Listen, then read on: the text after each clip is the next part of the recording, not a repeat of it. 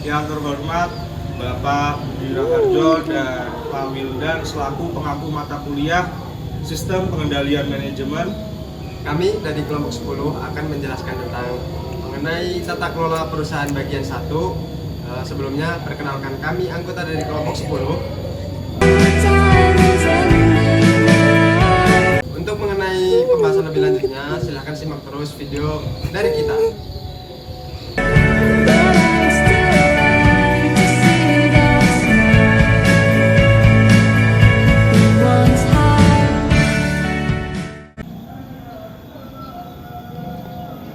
Yang pertama, pengertian tata kelola perusahaan yang baik atau Good Corporate Governance, selanjutnya yang disingkat dengan GCG, adalah prinsip-prinsip yang mendasari suatu proses dan mekanisme pengelolaan perusahaan untuk meningkatkan keberhasilan usaha dan akuntabilitas guna mewujudkan nilai perusahaan dalam jangka panjang dengan tetap memperhatikan kepentingan stakeholder perusahaan berlandaskan peraturan perundang-undangan dan nilai etika usaha.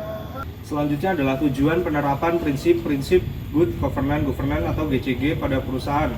Yang pertama adalah mengoptimalkan nilai perusahaan, dan yang kedua adalah mendorong pengelolaan perusahaan secara profesional, efisien, dan efektif, serta memberdayakan fungsi dan meningkatkan kemandirian organ perusahaan.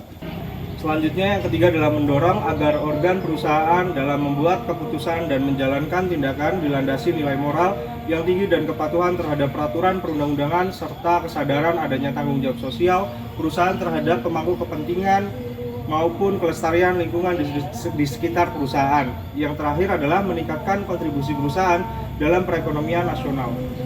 Ya, selanjutnya ada dasar hukum penerapan tata kelola perusahaan, ada dua sebagai berikut. Yang pertama, Undang-Undang Republik Indonesia Nomor 40 Tahun 2007 tentang Perseroan Terbatas. Yang kedua ada Undang-Undang Republik Indonesia Nomor 8 Tahun 1995 tentang Pasar Modal.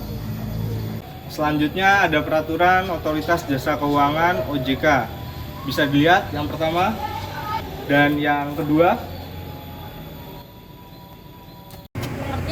Direksi adalah organ perusahaan yang bertanggung jawab terhadap operasi perusahaan, baik operasi bisnis maupun operasi yang berdasarkan manajemen organisasi yang sehat dan berdasarkan pada prinsip-prinsip pemerintah yang baik. Direksi memiliki kewajiban untuk menyusun visi, misi, dan nilai perusahaan serta program jangka pendek dan panjang perusahaan, mengatur sumber daya perusahaan secara efektif dan efisien, mendelegasi beberapa otoritas kepada pelaksanaan tugas atau karyawan perusahaan untuk melaksanakan tugas tertentu, memiliki aturan kerja dan pedoman untuk memastikan tugasnya dapat dilaksanakan secara objektif dan efisien.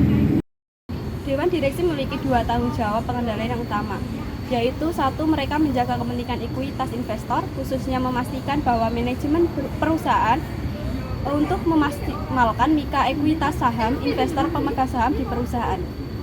Mereka melindungi kepentingan stakeholder perusahaan lainnya, seperti karyawan, pemasok, pelanggan, kompetitor, atau masyarakat pada umumnya, dengan memastikan bahwa karyawan perusahaan bertindak sesuai hukum dan bertanggung jawab secara sosial. Tugas yang harus mereka lakukan antara lain adalah memastikan pelaporan keuangan, kompensasi, dan persaingan yang adil.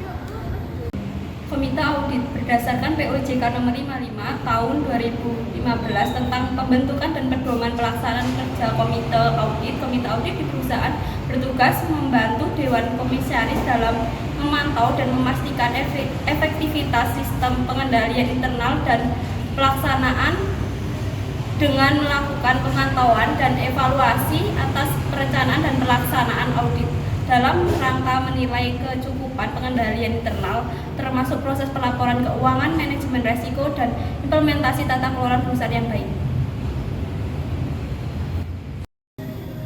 Komite Audit berfungsi membantu Dewan Komisaris dalam melaksanakan tugas pengawasan terhadap pengelolaan perusahaan sesuai dengan prinsip-prinsip tata kelola perusahaan yang baik, atau biasa kita sebut GCG. Oke, selanjutnya kita akan membahas tentang study case, di mana kita mengambil study case mengenai PT Bank Arta Graha Internasional Tbk atau biasa disebut dengan AGI yang telah menutup 10 kantor cabangnya. Sebagai cara lembaga keuangan ini melakukan efisiensi, Direktur AGI menyebutkan bahwa penutupan dilakukan karena tren transaksi melalui kantor cabang terus menurun. Karena juga AGI memulai merencanakan layanan perbankan dengan memperbaiki layanannya melalui aplikasi daring. Saat ini Agi masih memiliki 95 kantor cabang yang tersebar di sejumlah kota di Indonesia. Pasca penutupan kantor cabang, Agi mulai menggeser pekerjaan karyawan yang tadinya berada di kantor menjadi tenaga marketing.